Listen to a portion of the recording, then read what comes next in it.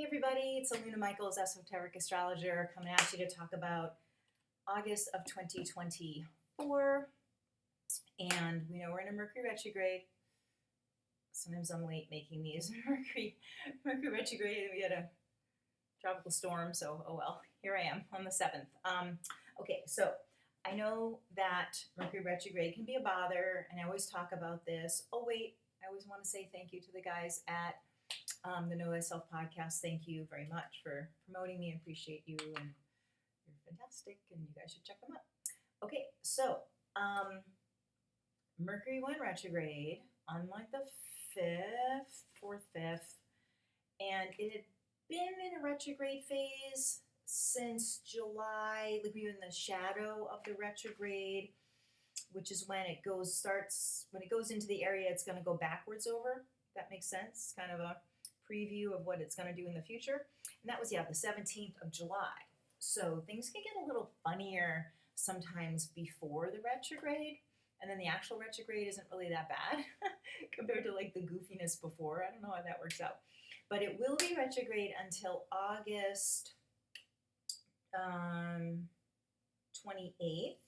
It goes from 4 degrees of Virgo back into Leo at 21 degrees of Leo.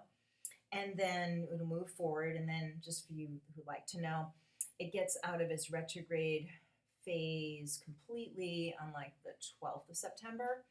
But really, Mercury retrograde, like I always say, is about looking within, especially that it's retrograding, starting the retrograde in Virgo, to look at self-criticism, to look at self-care habits, and are they really still appropriate for you? Are you doing them just by rote, just because they're ritualistic, or because they really are fulfilling to you? That could be exercise things, meditation techniques, different foods you eat. Sometimes it's nice to kind of look around and say, hey, I might be re-inspired if I did something else. Mercury retrogrades in Virgo.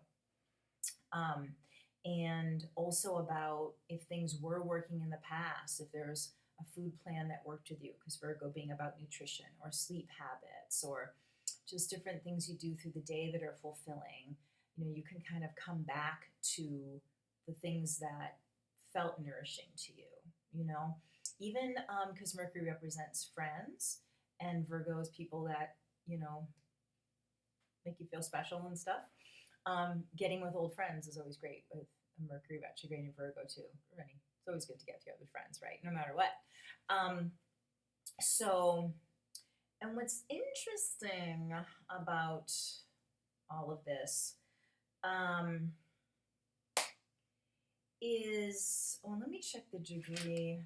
Okay, that was a 27. Okay, we'll talk about the full moon in a minute. But okay, so what's interesting this month? I like that Mars and Jupiter are going to be working together throughout the month of, more or less throughout the month of August. Jupiter is in Gemini. Now Mars moving into Gemini at the very end of July. It's a lot about walking your talk, because Gemini has a lot of ideas and thinking, but Mars is doing, and Jupiter is really enthusiastic. So we can really recommit, or just say, I really want to do these things instead of just thinking about them. But what's intriguing is when they're exactly conjunct around I said from the 11th to the 17th. They're running pretty close together. And then the planet Saturn is also going to be squaring. So sometimes this is hard to describe. So actually, Venus is going to be in Virgo. Saturn, of course, is in Pisces. And they're opposing each other. And then the Mars and the Jupiter are squaring both of those. So it makes a T-square, it's called. So just taking the Venus-Saturn opposition, which only is a few days, and again, some of these things aren't the biggest things that ever happen to somebody, but it kind of works in if you're following your personal growth. So Venus opposed Saturn can be ways that you withhold kindness to yourself, because Venus being love and Saturn can be distance. So it's like distant from yourself, or distant again from the self-care. So that theme of the Mercury going retrograde in Virgo, and then we've got Venus in Virgo opposing Saturn, saying, do you still like yourself if, or can you extend your self compassion when you don't follow up with your goals or whatever? But then also see, how do you sabotage yourself, or how do you feel like this is more important than eating a healthy meal, or this is more important than being nice to myself because I really screwed up here or something. And seeing also and meditating about how you extend more kindness to others when they do the same thing. Or if somebody else was a guest in your house, you would take the time to cook a healthy meal for them. You wouldn't say, oh, here's a bag of chips and shut up, but you might do that to yourself. So that Saturn Venus opposing Saturn there is just saying, okay, there's that. But then also that Mars and Jupiter also getting in on the action revs that up a little and says, I really want to look at that. I really want to know what that's about. Why do I do that? And having some conversations with friends about maybe how you could keep yourselves accountable about sticking with your meditation plan or your yoga, or and maybe, do you really like yoga, or is it something else? Or would you feel like instead of sitting alone and meditating, would it be nicer to take a walk with a friend and then maybe sit on a bench and just be present with nature together? And that might be more nourishing right now, because there's something about a balance of getting out of a role that's just stagnant, but also sticking with the commitments that do feel nourishing that you're avoiding. So I hope you understand that balance, because it's about doing what is fulfilling. And if the routine thing feels dry, don't do that. But if you keep yourself away from doing something you do love, why are you doing that? Okay. So, and that time between, the 11th and the 17th is then followed by a full moon, and Mercury's in on that, Sun and Mercury opposing the moon. So Mercury's even more about saying things, and the full moon can be kind of intense or emotional, right? And, people get into the political stuff that's revving up here, at least in the United States. It'd be kind of interesting to see what people with a lot of Gemini and Leo do in their chart. Happens to be someone prominent in the sphere. It's like that. But but if you, if you do have a lot of Gemini in your chart,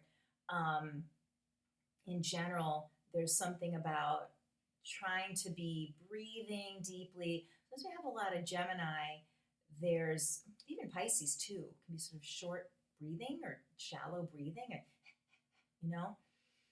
and like taking the time to breathe, taking the time to think before you speak, and feeling that, because this combination of the T-square is talking about there with Venus, Saturn, Mars, Jupiter, and then being immediately followed by a full moon with also Mercury speaking, maybe hot-tempered speaking in Leo, like remembering, because the moon actually would be in Aquarius, that everything that we're doing is impacting others, and that maybe you're more included in a situation than you might feel. There could be just kind of this whole system of planets making you feel somewhat on the outside when actually you're not. Of course, Mercury's retrograde through this whole thing, so there can be misunderstandings where you feel on the outside, or and you're misperceiving things. But there's something about just being aware of how your passionate nature in the best way inspires others. That full moon with Mercury opposite in Leo, opposite Aquarius, which is the Leo, and everybody else Aquarius, but also seeing how your energy could negatively impact people, and to feel like, like maybe your mood, not that you're bringing everybody down, but that your mood is powerful, that it lifts people up, and that could inspire you to keep your energy high because it blesses people. And then when you're not doing it, it's like people are kind of around your sort of average or whatever. So it's not like you're harming people necessarily. I mean, of course, you should watch if you have an explosive temper, it's going to affect people. But that you matter. I guess to me, on the spiritual path with these angles that are happening throughout August, it's like you matter. You matter to yourself, you matter to others, and keeping that balance of the self care. I knew that was going to happen. Someone was going to call. So keeping the balance of self care with the way you intersect with other people and finding a way to have harmony with that. And so it isn't like I can't meet my needs if these people have needs, or I have to shove their needs away to move to have mine met and do my own thing. So some way that actually August really helps you blend and say, I can, by nourishing myself, I'm nourishing others and vice versa, and finding that harmony. So that's pretty nice. Okay, so I think I've talked long enough. I'm trying to see if there's anything else. I guess that's pretty much it. And, and I guess I would say too, with the whole Virgo theme, with the Mercury retrograde in Virgo and then Venus being in Virgo, and even how the Venus connects with Saturn, that small things matter. Like the small steps matter. It's like the small, consistent steps, like taking little, like these deep breaks with deep breaths are cumulative over time. Eating well, of course, you're not going to like be super fit or lose 100 pounds from one meal, but continuing to tell your body you're worth it. I'm giving you these nutrients. Your body gets healthier and healthier, and kind of sticking with that sense of patience. That again, what you're doing is mattering. If small, consistent steps really make a big difference. Which is the message of Virgo in general, as opposed to Aries, which is like, do it all right now, or something. So Virgo is like, small but mighty, and creating those solid foundations. So, okay, if you want a session with me, you can go on my website, alunamichaels.com, my email, aluna3366@gmail. Sometimes gets to me quicker than the Aluna Michaels one. You can email me there. That's below on the YouTube. And then call me, text me, 248-583-1663. And hope to see you. Do a session, hear from you on the YouTube or whatever. And I'll see you next month. Okay, hang in there. Bye-bye.